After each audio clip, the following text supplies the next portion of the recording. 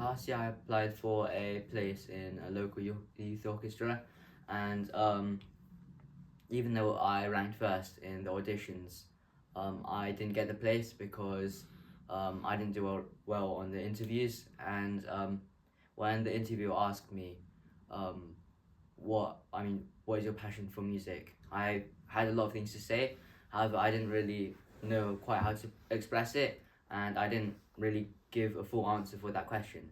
And so today I'm going to be going deep into how to improve your communication skills. And so, firstly, I want to talk about how your voice and speech can be changed. And your voice is not like a fixed identity, but but it's like something that you pick up and learn through mouth movements and articulation and airflow. And so, many people remain um, in their fixed voice, which they just believe is permanent. However, you can it's the voice is like an instrument where you can improve its power by practice. And yeah, so maybe in I'm sure in in Hollywood where lots of movies are filmed, and um, a lot of actors all have personal coaches to help them improve how they speak and how they perform in front of the camera. And yeah, so just like that, you can also work on your own. Um, you can work on your own voice and how to sound more confident. And similarly with like hosts, they also learn how to um, appear confident and um, speak loudly and yeah, present better. And there's even like degrees in it, maybe in like universities. And yeah, so you just like I said, it's not like a fixed identity, but you can change it if you through practice. And there's basically five core foundations in communication. And so first is the rate of speech, and varying speeds can help capture the audience's attention. And if you just use like the same thing throughout the whole throughout the whole speech, um, then it might seem a bit boring to the other person. And yeah, so maybe speeding up signals it signals passion, and slowing down signals importance. And I remember in my English class, and my teacher showed me a video of Winston Churchill's speech, and yeah, he really impacted a lot of people because of all of his techniques while speaking. And for the rate of speech, while he was talking, maybe uh, an example could be, "We shall fight on the beaches, and we shall fight on the grounds and the land." And during that part, he slowed down to emphasize its importance and provide more impact. And that just, I guess, it just made the speech a lot more powerful to the people listening. Secondly is the volume, and having more volume provides confidence and authority. And yeah, emphasizing certain parts also makes it seem more powerful. And yeah, going back to Churchill's speech, he emphasized "we will never surrender," and that just basically it made it like the most important part in the whole speech, and it just really stood out, and it made it really memorable. Um, Thirdly is the pitch, and so basically, it's good to have it's good to like have a range of different pitches, so that I guess it just seems more interesting. And yeah, so for example, in movies, that it's like there's all at the start it might start off quite calm, and when it builds up, and there might be a particular scene that happens during the middle, where there's a lot of action, and then at the end it might be calm again. And that's basically what you want to do while you speak, so have like varying pitches so that it really grabs the attention. And yeah, similar in songs as well. So for example, in the song "Yesterday Once More," I'll show you. So basically, um, So basically, in the beginning, it just goes, it's quite low and quiet. So yeah, so it basically just starts it off quite calm and quite soft, and then when it reaches the chorus, it's a bit higher and louder, and that's basically like where most of the thing, the where it's like the most powerful and where it's the most memorable, and then at the end it goes back to soft again. So and yeah, it basically just finishes off the piece. So when you speak, yeah, just remember to have varying pitches to keep it more interesting. And fourth is tonality, and it's good to have like facial expressions and movements while you talk to further emphasize your emotions. And I'm sure a lot of you have heard of mimes, where they basically convey a whole story without even talking and only through the actions and facial expressions. And yeah, I find it quite amazing since they're able to just tell a whole story without even like saying it.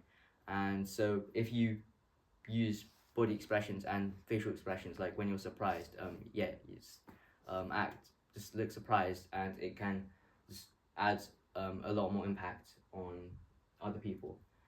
And fifth is pausing. So it's good to add pauses in between your sentences, so that it gives time for the other person to think back on what you've said, and also for them to absorb the information and add further impact.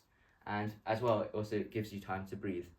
And yeah, so going back to Winston Churchill's speech, he says, "We will fight on the beaches," and then he pauses, and "We will fight on the land." And it just like the pause just adds a lot of impact, and it allows people to really just like think about what he said. Now I want to be talking about structure, and the framework basically helps you like clear your mind and like think about what point you're going to say, and it also makes it easy to understand for the other person. And a good structure is to say it maybe first, second, third, and give a few examples. And so, for example, if you wanted to talk about how screen time is can be a bad thing, you could say, firstly, it can damage your eyesight. Secondly, it can reduce social time with friends, and thirdly, you can be spending your time doing more productive things rather than just when a lot of your time on the screens is spent on YouTube Shorts and things like that. And so that had like a really clear structure, and it made it really easy to understand. And also when it came also when I thought of the points in my head, they were clearly laid out, and like exactly what I was going to say them as, so that you won't get messed up, and it's really it has a lot of clarity. And fourth is that to try and reduce accent and to improve your articulation. And accents can cause a lot of misunderstandings, and it can be tricky to sometimes deduce what the other person's saying. And so reducing the accent also increases clarity. And a way you can improve is maybe just recording a 20-minute video of yourself speaking and trying to and looking back and seeing which words you can correct and improve on. And I remember I had a teacher, I think he was from last year, called Mr. Bird, and he taught us physics. However, he had like quite a large Scottish accent, but he would always try to avoid words that had like a heavy accent, so it was easier for us to understand. And whenever people noticed maybe him pronouncing something wrong, he'd be really open to listening to how you're supposed to say it. And I actually remember at the start his accent at the end of the year, his accent was a lot better. It was like a lot more reduced than it was at the end of the year. His accent was a lot less significant than it was at the start. And finally, it's to manage nerves and to increase your confidence. And yeah, nerves cause many people to underperform, and so you can use body techniques to help this. So, for example, breathing deeply before you're about to say something, and it basically makes you more calm, and you'll be able to have your thoughts a lot, I guess, a bit clearer because you're calm and not really nervous. And physical activity, like maybe I guess maybe just stretching or shaking your hands can really like feel like you've relieved a lot of your stress and um, clear your mind. And you should also shift your focus from yourself to the other person, since they're basically there to hear what you have to say. So you shouldn't really be thinking about um, how how you sound when you're talking, um, or like things like that. But you should think about like what actually you're going to provide by talking to them. And yeah, so basically, just don't really think about um, yourself and what you're really doing. Just think about what you're going to give to the other person. And yeah, so communication is really important. Maybe, for example, in job interviews in the future, and where forming connection and giving a good impression is more important than credentials. And yeah, so it's just really important to have good communication skills. So maybe you could present your ideas, um, or yeah, I guess just communicate well. And yeah, so I think the most important points to take away are that firstly, the five core foundations, which are the rate of speech, the volume, the pitch, the tonality, and pausing. Also, structure, so that you have a clear idea in your head about what you're going to say. And finally, managing your nerves and increase your confidence, um, since like if you're nervous, it can cause you to underperform. And yeah, now that I look back on my interview at the for the local youth orchestra, I think I could have done a lot better, and I regret a bit not I regret like not trying to improve my communication skills beforehand. Yeah, now that so maybe for example, when they ask the question, why are you passionate about music, I could say, um, I find it really enjoyable for myself, and it helps me relieve a lot of my stress. And yeah, it's just something that I really enjoy doing, and I listen to music a lot in my free time. And that basically, yeah. So just and yeah, I guess it just um, now that I look back, I could have really just like improved on what I did, and I kind of regret it now. And so hopefully with these points, you'll be able to improve your communication skills as well. Thank you for listening.